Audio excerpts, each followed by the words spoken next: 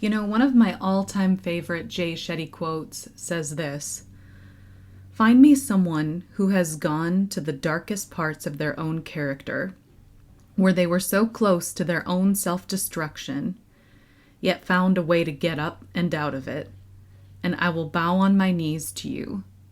You're my teacher."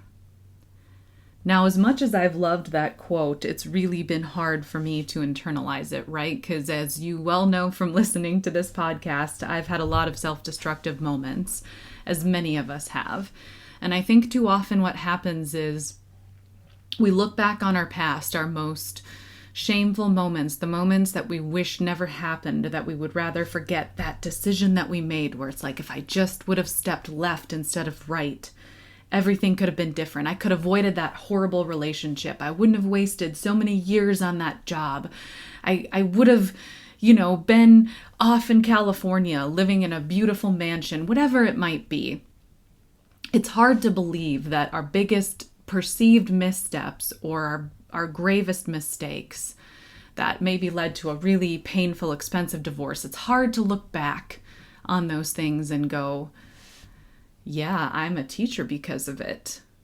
More often than not, we cringe. I certainly do. I can think of 10 moments in my head right now where I look back on a choice I made, a relationship I was in, a job I had, and I just cringe. Like, how did I waste that much time? Why did I go on that second date when I knew on the first one it probably wasn't a good idea? And you don't really want to look at it, right? You kind of would just rather forget it. Now, some of that's good, right? Some of that's a good thing. Our bodies need to be a little disgusted and repulsed by certain mistakes so we don't repeat them again. But if we continue to cringe at our past and feel ashamed of ourselves, then we're also kind of dumping out everything we learned from it. So that's what I'm going to talk about in this episode today, is how to hold on to enough disgust from your past so you don't repeat the same mistakes, but not to cling so much to it to that disgust that you hate yourself, or you can't see the powerful lessons that you learned from those mistakes, or you can't see the beautiful skills that you have because of them. You're not going to want to miss this episode. Stay with me because I'm going to cover a lot of really good stuff with the intention of helping you grab a hold of your past, grab a hold of it, rise higher from it, see what Jay Shetty meant by being qualified to be a teacher of some of the things that you had to learn the hard way. And so to begin this, I'm going to talk a little bit about animals, believe it or not. I love nature documentaries, and I think a lot of people do, right? Like, it's really interesting watching, like, one of my favorite ones is about like female predators, queens of the jungle. And I think it literally has the word queens something in it, and it's on Disney Plus. And there's one episode in particular that features a female lion. And I forgot what they named her, but she was really, really impressive. And the really sad thing is the episode starts with the narrator sharing that this female lion recently lost her cubs because she left them unattended too long while she was hunting. Now that's tragic, right? She lost her cubs, and it would be very, easy, not from a reproductive standpoint or continuing the species standpoint, but it would be very easy for her to just go, oh, no, I lost them. I can't, I lost my cubs. I can't, try again at continuing the species, at becoming a mother, because I lost them. I messed up, And I understand I'm thinking about like a lion from a human perspective, but stay with me. What if she never tried again? They follow her throughout the episode, and she's an amazingly skilled hunter. She looks after, her sisters and her nieces and nephews, because there are little baby cubs in the pack, and she's the most protective one. She's the most skilled hunter. That's partly why her own cubs died, is because she was out hunting, for so long and catching, so many different diverse prey. And she had a lot of really, really impressive survival skills. And what if she just played into those, but just ignored ever reproducing and passing on those really, really amazing genetic kind of protective instincts and things like that? What if she just didn't? What if she just never tried again because she failed once? Well, the species wouldn't continue, right? She would never have passed on her amazing hunting, instincts and protective instincts that she built up. She never would have added, more to her sort of group of lions. I forget what they're called. Pack. I don't know if pack is the right word, but her pack, her group of lions, she never would have added even more cubs to it, increasing, the size and protection of having a larger pack. Well, let's fast forward to she does try again, right? And she successfully rears her own cubs. She learned from her mistake of not leaving them alone too long. Now, losing your cubs, that's the worst mistake you can possibly make, right? You've lost your young. That's tragic. That's horrible. And I hope that, none of us out there have lost our children before, right? It's hard to think of that human equivalent, but think instead, maybe not about the tragedy of losing, a child, but think about your worst mistake. Whether that's your worst mistake in love, your worst mistake considering your careers, maybe you spent a shit ton of money on college studying the quote unquote wrong degree that didn't lead to the job that you wanted. What if with those, quote unquote mistakes with love, career, school, whatever it is, what if you told yourself, well, I'm just never going to try to love again, or, oh yeah, I don't want to talk about that. That just needs to kind of stay in the past. You might be missing out on an important part of yourself. You might be overlooking the things that you learned from it and that you can make meaning out of, but also the pieces of yourself that grew stronger because of it. Within the animal kingdom, it's like, we're impressed by animals who learn and evolve, right? Like we watch these crazy predators who can run at these unmatched speeds. I mean, think about sharks, like they're an apex predator. Who stands a chance against a shark in the ocean? Very few, if any. These animals didn't wake up one day and just have these instincts. These instincts evolved over time via trial and error. Because of this, they got stronger and became apex predators who can try again even when they fail at something. That's kind of the nature of this world, right? The nature of this world is evolution. Species get stronger, faster, more efficient by learning, by making mistakes and learning to do them in a way that better serves them next time. Animals do this all the time. Nature does this all the time. It's all around us. All around us, we see these creatures making mistakes, learning from them, and evolving. So why is it so hard for us to look at ourselves? And instead of seeing ourselves as these powerful evolutionary creatures, we see ourselves as failures.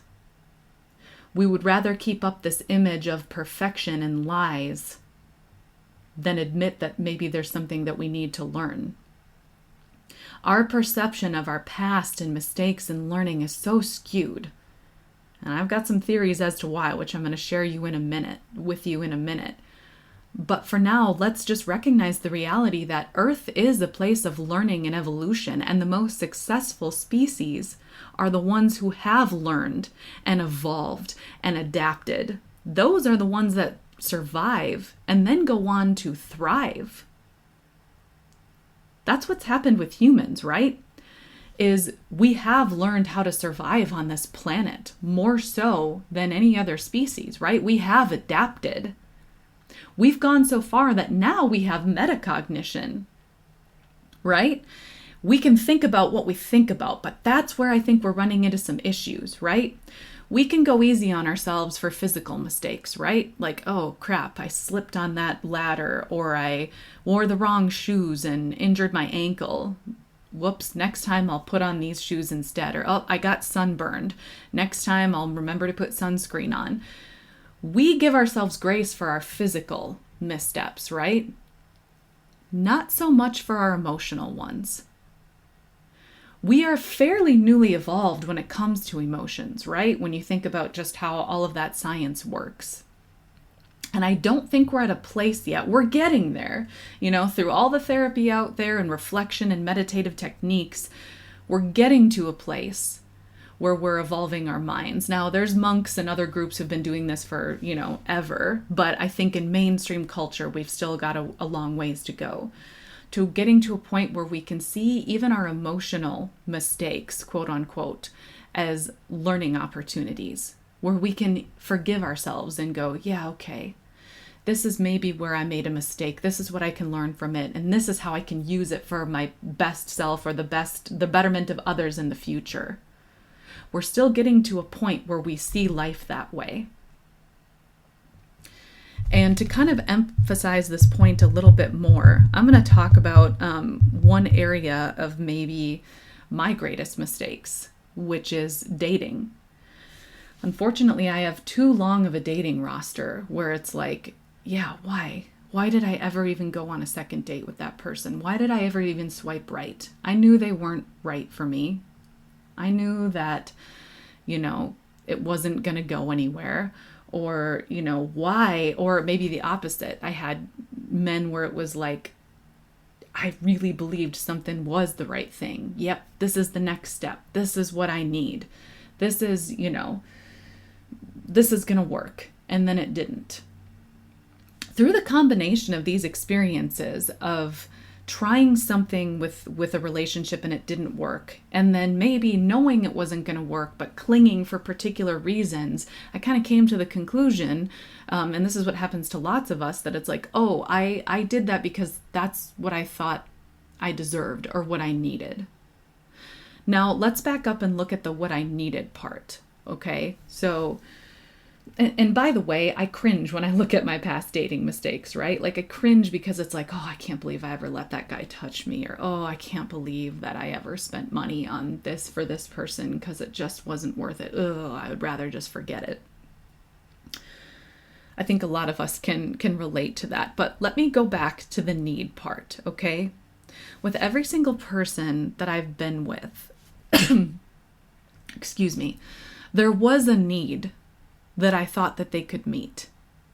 In some cases, it was help, like if I was moving or, I was trying to put some things together. I'm really not great at putting things together. It's like, oh, that person is really handy. They can put things together. And those were the relationships that I saw as more transactional.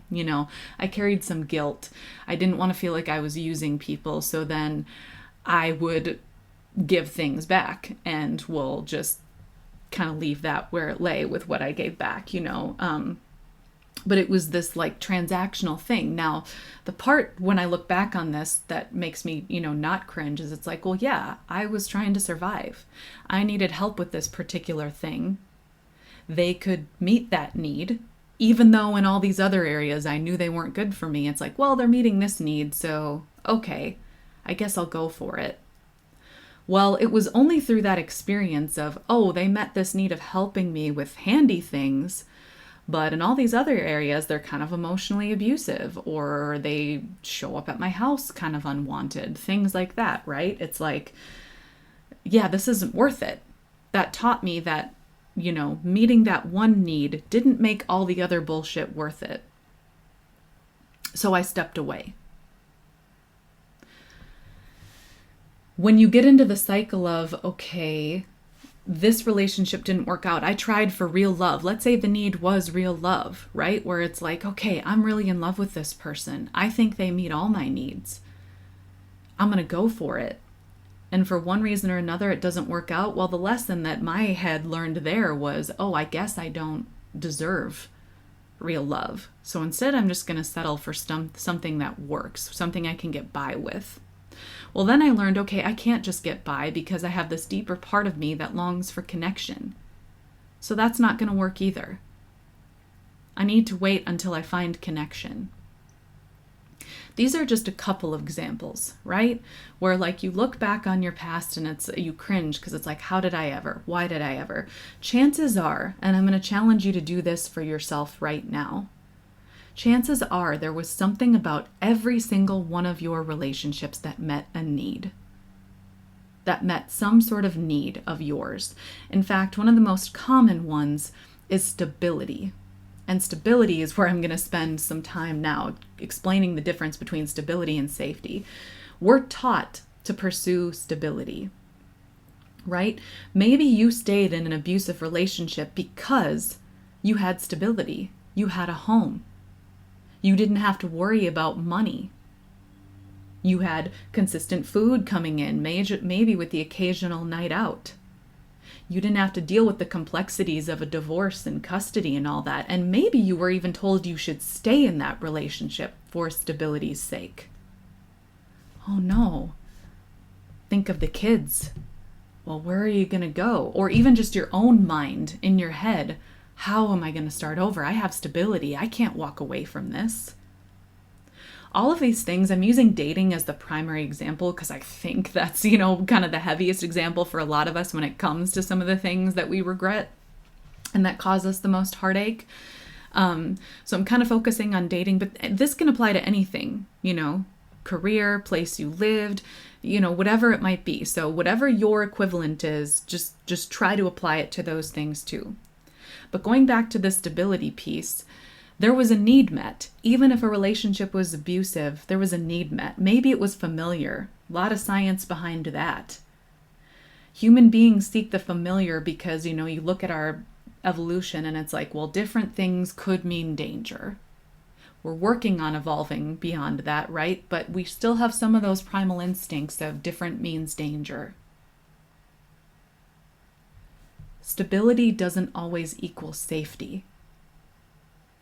In my episode with Amelia, I talked about, or she brought up Maslow's hierarchy of needs, right? Like she talked about, it's this whole thing and you can search it up. It's science-based where like basic needs have to be met in order for us to do higher level things, right? So human beings have to be fed. We have to have water. We have to have safety. And that's both protection from, immediate threats like getting hit by a car, but also the elements, right? We can't just be exposed to hot sun all the time. We can't be out in the freezing weather. We need safety. And then and only then can we pursue the higher level things like love, connections, companionship, creativity, all that stuff. So it's shaped like a pyramid, right? You have to have the basic things first, then you can go up and get the higher things. Well, here's some news. When it comes to our emotions, stability does not equal safety. You hear the word safe thrown around a lot in therapy today. Like, I don't feel safe expressing this. I don't feel safe talking about this particular thing. The fact that the word safe, which used to mean physical danger, is now used for emotional danger shows that we are evolving, that we're getting to a place where it's like, oh no, I'm evolved so high now that I need to feel safe expressing my emotions. Emotions is related to safety, and they absolutely are. Emotions govern our body, right? Whatever emotion we're in, whether that's joy, anger, fear, it grips our whole body. So we do have to feel safe with our emotions. Don't confuse stability for safety.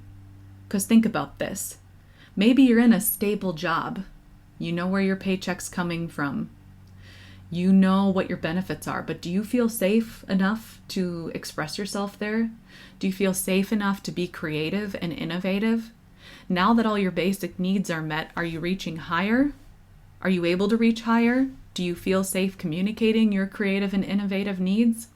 Maybe you're in a relationship where you have stability.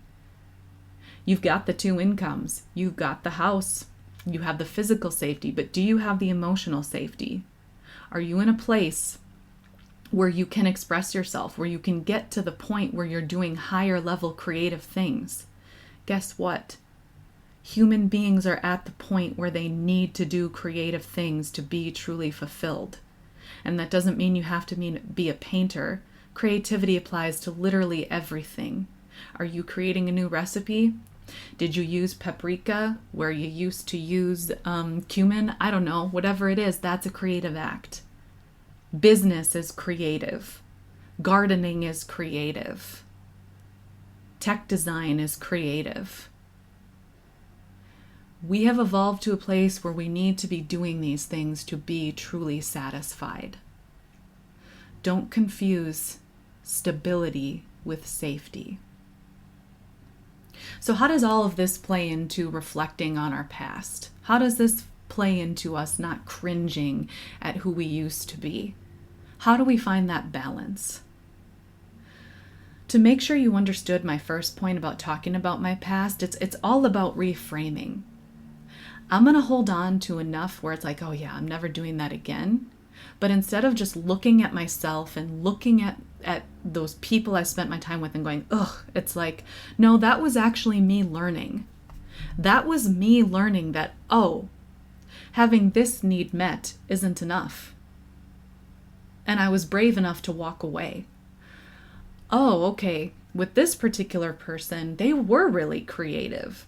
I loved that they started this side business and that they could cook and they could, but okay, that wasn't enough. I don't feel connected. This is missing. I can even look back at some of my abusive relationships and go, man, feel compassion for myself and go, I really didn't deserve that. Why did I think I deserved that? Oh, okay, because I had some years of conditioning where I didn't feel emotionally safe. So then emotionally unsafe situations were so familiar that I misjudged them. Well, now I know. Anything that you've been through, here's the main way to look back on it and not cringe. Number one, recognize the need that was being met. Because in every relationship, whether it's professional, personal, whatever, there was a need being met. And give yourself some compassion for that you were trying to get your needs met and to meet the needs of others. It just didn't meet them in a way that served you anymore. Or maybe you needed to reach higher. So give yourself a little grace in that, you know what? There was a need being met here. I can recognize that. And I'm glad that I learned to keep reaching higher. So just recognize that. Recognize that there was a need. To take it even higher, once you kind of can give yourself some compassion for a need being met, now you can step into, well, how can I make meaning out of that? Now that I'm working on forgiving myself, and by the way, this is a daily process, okay? It doesn't happen in a day. It takes time. Now that I recognize and can have some compassion for myself and recognize the need that was being met, how do I make meaning out of it? Brené Brown, in her book, The Gifts of Imperfection, describes the 3 gifts that come from living an imperfect life where you're not pretending to be something, you're making mistakes, you're learning from them, you're taking risks, you're being vulnerable. She says the 3 gifts that come from that are courage, compassion, and connection. I can tell you, as someone who's struggled with being judgmental sometimes, that the more that we learn to accept ourselves as human beings who are learning and evolving and making mistakes, the more we can extend that compassion to other people. Think about somebody who's made the same mistake you have.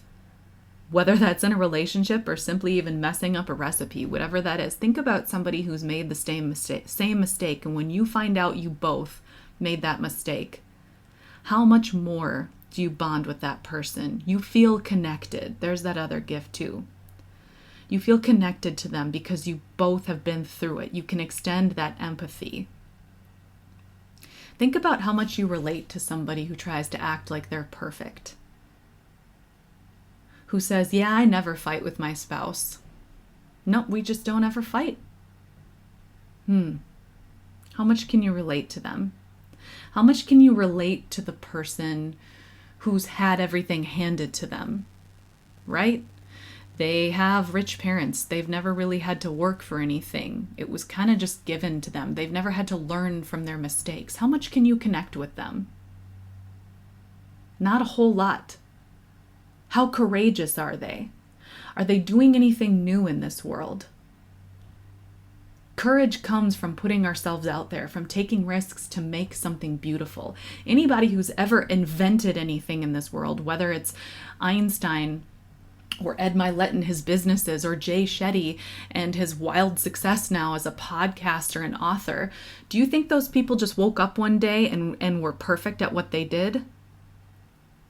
Hell no. They made thousands of mistakes off camera before they got to that point. A gift of imperfection is courage. Courage to keep going until you've crafted something beautiful. The most beautiful, noteworthy things in this world are the things that are real, are the things that have come out of mistakes, the things that we can assign meaning to. All of my mistakes, whether it's dating, my career, thinking I wanted, a particular image, all of those mistakes I can now assign meaning to. Not only can I forgive myself and look at my past and go, oh yeah, this need was being met. But I can also go, hey, now I understand this aspect of domestic abuse, or now I understand this aspect of pressure to perform in a career. And I can use what I've learned to help other people and tell them the truth about themselves. The good truth. Now, I'm not saying we should purposely enter into abusive or unhealthy situations. I'm just saying if we inevitably end up in bad situations, because all of us are going to end up somewhere we don't want to be, we can still use that experience to help others, to share our wisdom with others. All of these books that I read by Brene Brown, Michelle Obama, Ed Milet, Jay Shetty, all of them are brave enough in their books to talk about missteps, to talk about areas where they thought they were figuring it out, but they were wrong and they needed to change directions. They've used their wisdom to help people. So now, okay, maybe I can learn from them and avoid that one and focus instead here. We can teach other people. We can evolve to help them avoid certain mistakes. There's so many ways that we can assign meaning and educate others to what we've been through if we forgive ourselves first. And finally, I want to talk about, maybe not finally, you know me, I say finally, but then I probably have 5 more points, okay? So how about almost finally? Almost finally, I want to talk about this whole idea of stability.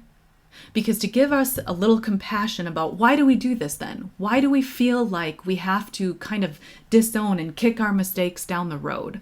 Why do we feel like we need to hide our most shameful relationships, our biggest career mistakes, even if it wasn't our fault, right? If you've ever been laid off, don't you kind of feel ashamed a little bit? Don't you feel like, oh yeah, like it was somehow your fault, even though it wasn't, I think we all experience a little bit of that. So why do we want to brush it under the rug? Why are we so ashamed? Why do we see our shame more than we see, the resilience we showed to get out of it? The more that we see the fact that we recognized that it wasn't serving us and we walked away. Why do we focus on how long it took us to walk away instead of just the fact that we did? I think this whole image of stability and perfection has a lot to do with it. And I'm going to tell you what I mean. I think, especially now with social media, we still, in the United States, feel like we have to put forth this image of perfection. I have the job. I have the house. I have the physical appearance.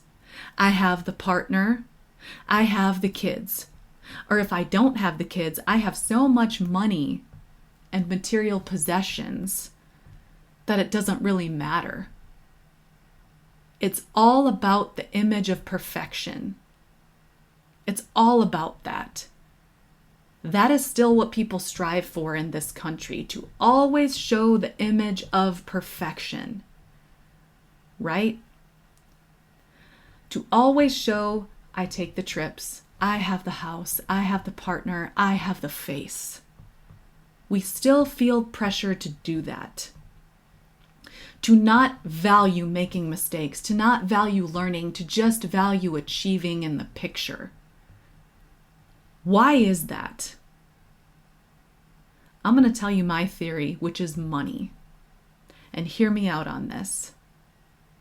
First of all of those images of perfection are a lie.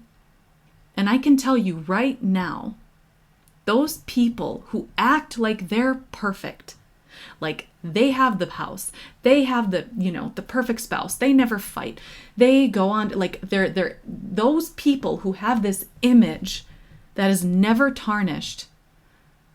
I can promise you they're, number one, either self-medicating via drugs, alcohol, obsession, too much of an obsession with a sport or with that image to the point where they're, kind of stifling themselves and their kids emotionally, putting them under this huge pressure.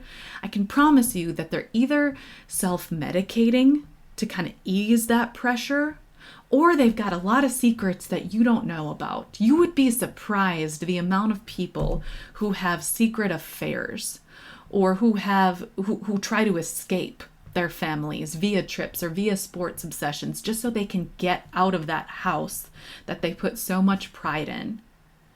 I can promise you, the people who display perfection are lying. It's not real. Human beings were not meant to live that way. It is not healthy for us to attain perfection. That's not how this world works. You don't survive if you try to be perfect. Imagine if that lion that I talked about faced some hyenas. Let's say some hyenas were ganging up on her and she just sat down and said, "No, I'm a lion. You can't attack me. I'm perfect. I'm bigger." She'd be dead. You can't you can't refuse to evolve. Staying the same, maintaining perfection is impossible, and it leads to death. Another one of my favorite quotes from the book Circe by Madeline Miller, which is just so fantastic. I can't recommend that book enough. Circe by Madeline Miller. Order it today. You will not be sorry. Via Circe narrating, Madeline Miller wrote this, and this is a Greek mythology book, so it's all about, the pantheon and gods and all that business. But this quote says this: "I thought once that gods are the opposite of death, but I see now that they are more dead than anything, for they are unchanging and can hold nothing in their hands."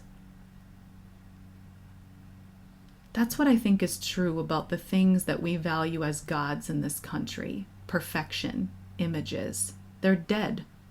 Think about that. Why do you think so many people who have the things and realize they're not enough end up self-medicating? End up having secret lives? Because it's not enough. The image is not enough. Perfection is not what human beings are supposed to be. We are supposed to be beings that evolve, that learn. Nothing beautiful or genuine comes from perfection. Think about that, and I'm going to say it again. Nothing beautiful or genuine comes from perfection. What has perfection really bought? Think about it. Think about the person who maintains the image and how many people probably gossip behind her back.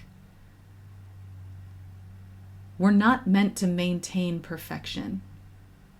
It's not real. I can promise you, it's not real. And it leads to so many other problems. So I'm going to close with this. Finding the balance between forgiving your past and still kind of cringing enough that you don't repeat it is work. It doesn't happen overnight. But the good news is the more that you practice looking at something differently, the easier it becomes over time, and the more you can adapt to seeing life as something to be learned. Rather than just let me attain all these things and then I'll be okay. Let me explain what I mean a little bit more. For me, when I would have thoughts pop up of my past or something would come up, some memory would come up that would remind me of, oh God, yeah, I dated that person. My first thought would be, ugh. And then I would experience these feelings of just hating myself and embarrassment, like, oh my God, I can't believe that I did that. And then I worried about what other people thought of me, like, oh, they probably thought I was such an idiot for dating that person. I can't believe I brought that person home to family dinner.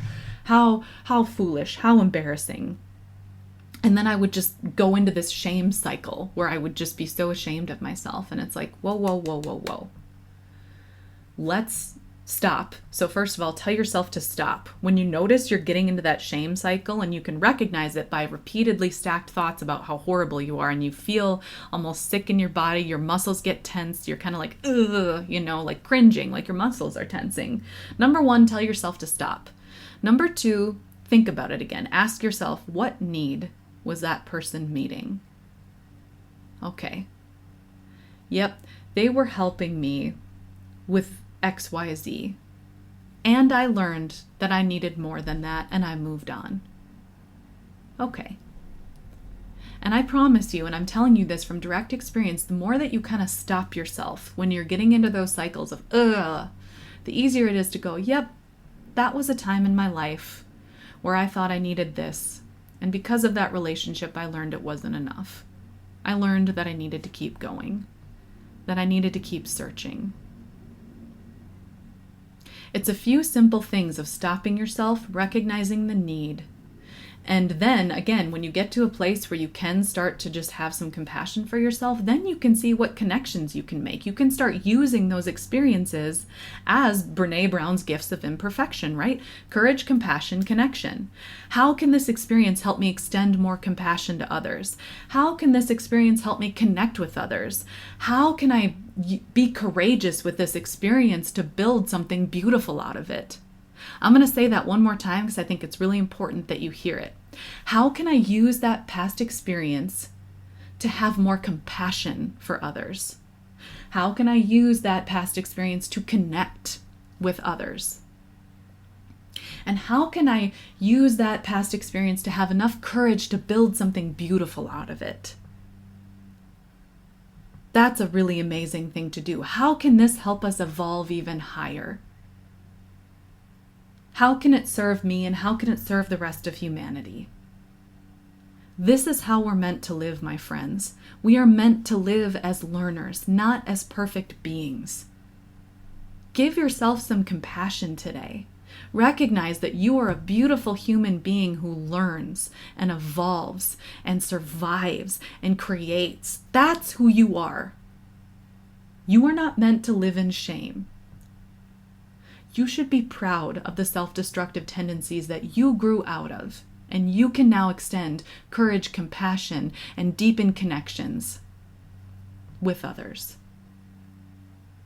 Be proud of who you are and what you've overcome, and I promise you, no matter what that thing is, and here's the divine part of human beings, you can find a magical way to help heal the world a little bit more. You can do it. Just ask yourself how. You are capable of so much more. You are capable of so many beautiful things. So forgive yourself. Extend some compassion. And be patient with yourself that it takes time and space to do it. And in the meantime, thank yourself for coming and joining me on this podcast today.